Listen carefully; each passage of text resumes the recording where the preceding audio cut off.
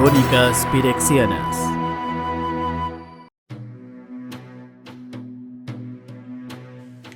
Capítulo 17. El taller de Mishra. La corte imperial había cambiado mientras Ashnod había estado ausente. Esto no fue una sorpresa para el aprendiz. En el año transcurrido desde la caída de Krog, ella se había ido y había vuelto una media docena de veces, y en cada vuelta descubría que alguna nueva ala, taller o cámara se había agregado a la corte del nuevo Qadir de los Falaji. Mishra había elegido un sitio en la punta noroeste de la cordillera Kier, con una vista dominante de las tierras áridas del oeste. Por causa de los patrones del clima, esta zona estaba bien regada y estaba rodeada de árboles tan grandes que podrían haber sido plantados por los propios Tran. Eran de un tipo de roble de troncos gruesos, pesados y largas ramas horizontales. Algunos de los cuarteles y laboratorios estaban siendo ya ubicados entre las ramas. Cuando Mishra se convirtió en Qadir, la reflexión de Ashnod fue que había querido echar raíces. Tal vez esto era lo que había querido decir de forma literal, instalándose entre los grandes árboles. La primera vez que había visto el lugar, tuvo problemas para creer que una vegetación tan enorme había podido florecer en una tierra que en otros lugares estaba completamente seca y árida.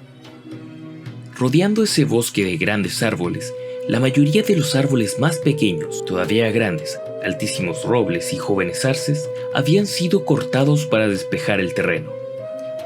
Parte de ese claro era para el cultivo, pero la mayoría era para pequeñas fundiciones y forjas. Ya los residuos de las fraguas derramaban escoria, restos inservibles de su industria, bajando por las laderas y los ríos al pie de las colinas. La última incorporación había sido un granero grande que dominaba sobre una superficie en un extremo del campamento. Estaba construido con aros de metal entrelazados por una malla tensada entre ellos. Los trabajadores esclavos ya le estaban poniendo piedras para crear muros permanentes a lo largo de la base. Ashnod dejó que un esclavo mozo de Quadr se llevara su caballo y entró en el taller adecuado. Uno de los grandes árboles había muerto hace miles de años, dejando un tocón enorme de más de 18 metros de altura y el doble de diámetro. Mishra había hecho ahuecar el tronco y lo había convertido en su taller privado para competir con el horneario aplastado en el ahora fallecido Krog. Ahora que el taller se hallaba en la parte más alta, las ventanas talladas a través de su corteza exterior estaban iluminadas por un fuego en su interior. Las ventanas eran de forma irregular, modeladas siguiendo los giros de la alguna vez corteza viva que el propio Mishra necesitaba. A Ashnod, las ventanas le parecían ojos malignos, haciendo un guiño. Las habitaciones internas eran también extravagantes, formas extrañas semejantes a lágrimas o espirales, o diseños de múltiples planos. Las habitaciones se elevaban ligeramente de un lado a otro, o estaban construidas en numerosas terrazas, cada una con diferente maquinaria. Ashnod no tenía ninguna duda de que había habitaciones adicionales dentro de la estructura en las que no había estado nunca desde la última vez que había dicho presente. Tal era la cantidad de expansiones de los dominios del nuevo Qadir. Una cosa que no había cambiado era el tesoro acumulado en los pasillos, los restos del saqueo inicial de Krog. Había platos de cerámica de oro y cristal agrietado. Piedras preciosas se derramaban fuera de las cajas de madera debido a una mala manipulación, y jarrones raros de vidrio azul y blanco, con grietas longitudinales que iban desde el borde hasta la base. Todo ello estaba en montones para demostrar el poder del Raki de los Suwardi, su nuevo Qadir por aclamación del Imperio Falaji, el poderoso Mishra. Una de las paredes había sido talada para permitir que los diplomáticos, los suplicantes, los cortesanos y otros parásitos esperaran hasta que se le antojara a Mishra. Por supuesto, Ashnod no tenía que esperar y pasó rápidamente más allá de estos pobres infelices. Al atravesar la sala sintió la presión de sus ojos y sonrió. Esa era una de las mejores cosas acerca de regresar al taller de Mishra. El taller estaba dividido en partes iguales. 2 partes correspondían a la biblioteca, 2 partes al taller y 2 partes al salón del trono.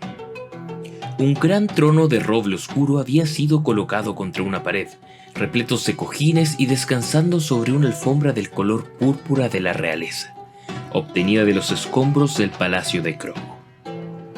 El trono estaba flanqueado a ambos lados por pilas de libros. Había libros del saqueo de Yotia y otros enviados desde Segon y Tomaku, folios grandes y pequeños diarios personales, pergaminos y tabletas con todo tipo de publicaciones encuadernadas en cueros de animales comunes y raros.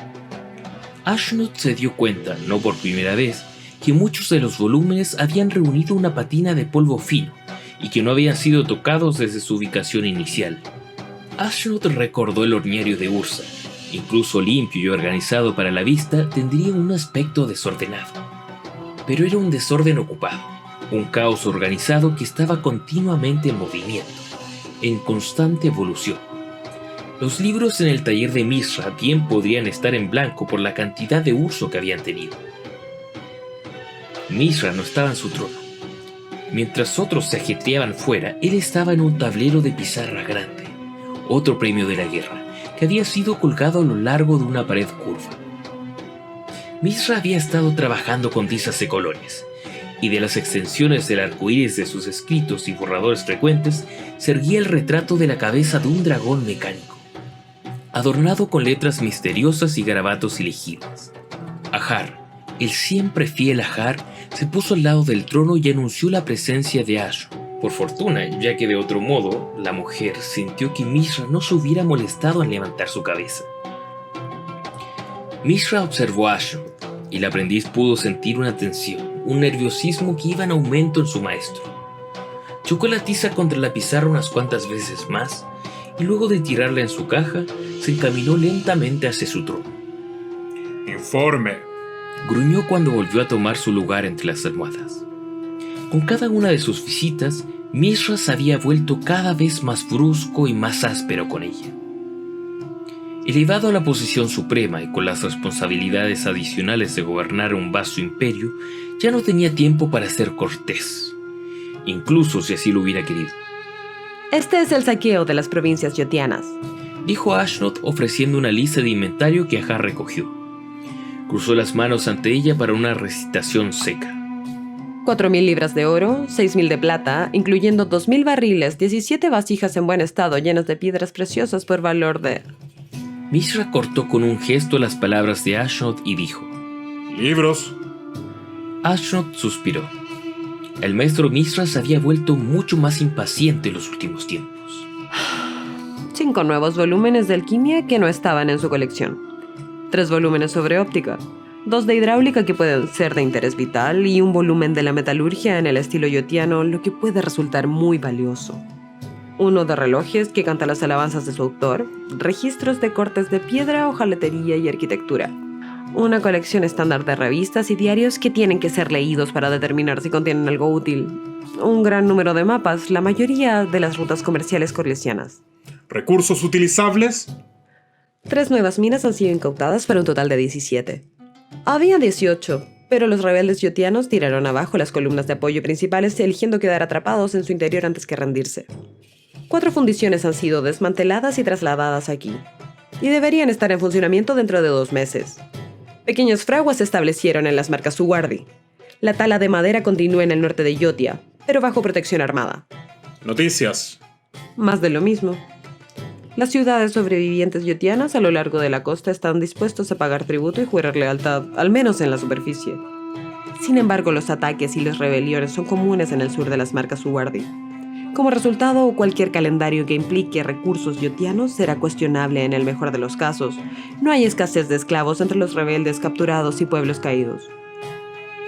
Ashnod edulcoró la verdad en el mejor de los casos. Por primera vez los Falaji estaban controlando una población que no era de sangre Falaji y con la que tenían lazos tradicionales de Kadir. Una presencia más fuertemente armada se necesitaba en Yotia para controlar al pueblo y proteger el saqueo. Eso ataba la mano de obra y los Falaji odiaban estar atados. A Mishra no le interesó la naturaleza de los disturbios de sus nuevas conquistas. En su lugar simplemente dijo: Y mi hermano. Aún más allá de la cordillera Ker. El informe siempre se encaminaba hasta estas simples preguntas y las respuestas sencillas de Ash. El saqueo, los recursos y los conocimientos eran secundarios ante las actividades del hermano de Mishra. Como si tú lo supieras. Ashnod suspiró, tratando de ocultar su impaciencia. Desde que había asumido el mando, Mishra había cambiado y no para mejor. Por lo que conocemos actualmente, se han visto ornitópteros a lo largo de todos los pasos importantes hacia el este, pero no ha habido una resistencia organizada yotiana.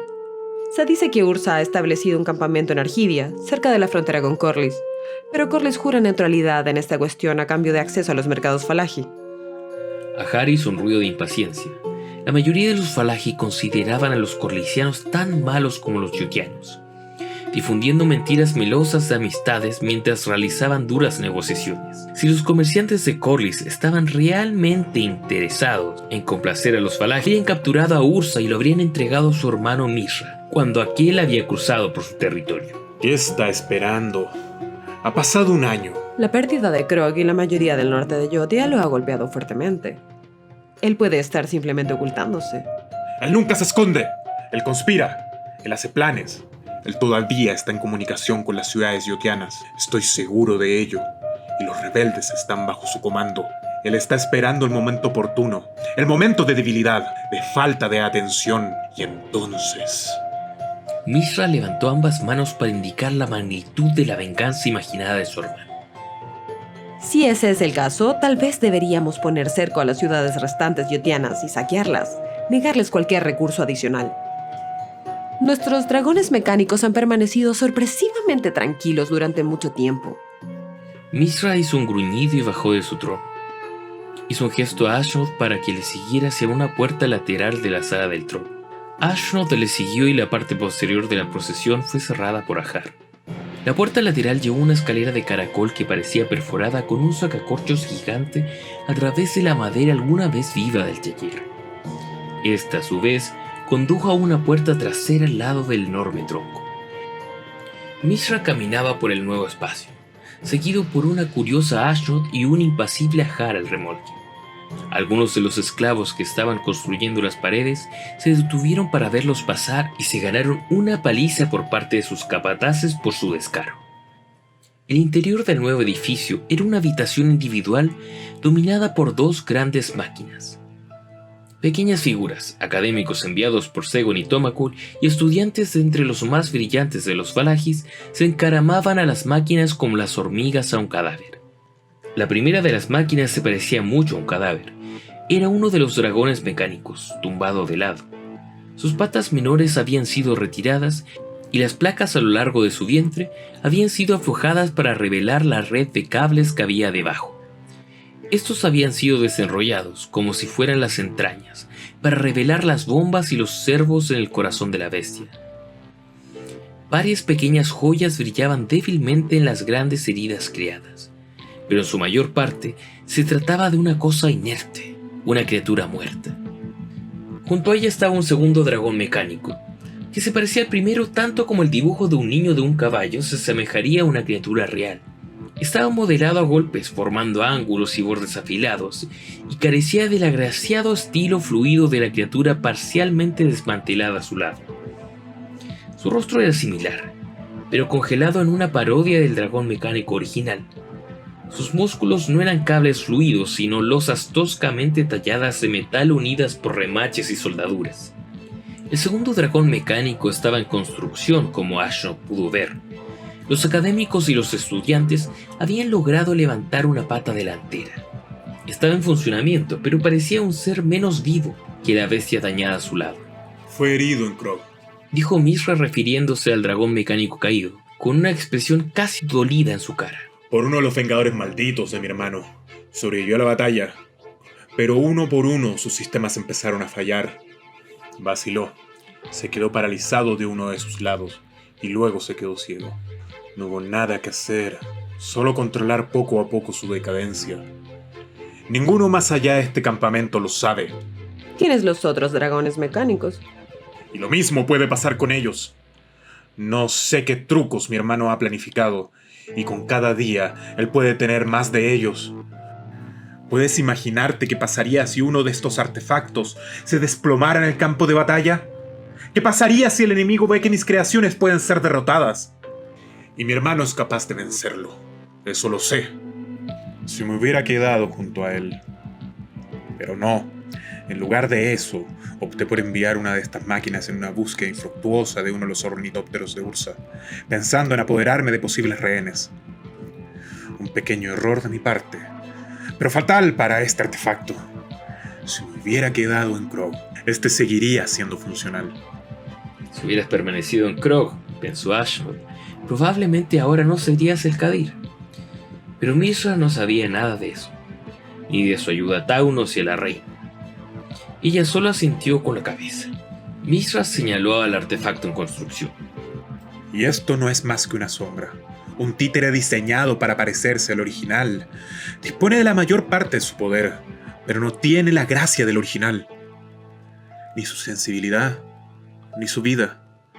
Hay secretos encerrados en su cuerpo moribundo. Terribles secretos que están más allá de nuestro poder para duplicarlos. Tal vez Ursa podría arreglarlo.